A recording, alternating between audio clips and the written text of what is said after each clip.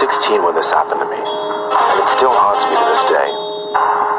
My older brother's friend gave me work of house sitting his rather large house for 2 days, with the pay rate being $100 a night. For the sake of privacy reasons, let's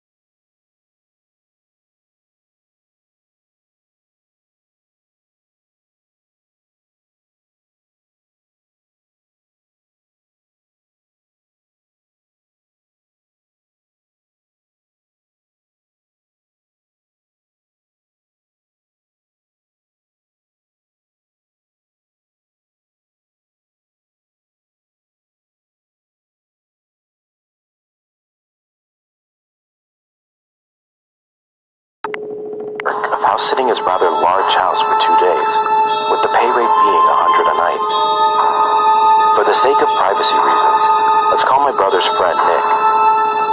$200 was a lot for such a simple task as house sitting, and since I recently sold my PlayStation 3 to save up for a PlayStation 4, the job came as godsend. At around 6 p.m., Nick picked me up and drove me to his house, as it was getting dark out. Once we got there, he told me about the security cameras he had installed in and out of his home. But I didn't have any intentions of staring at any security monitor all night, as I had brought my laptop to pass the time.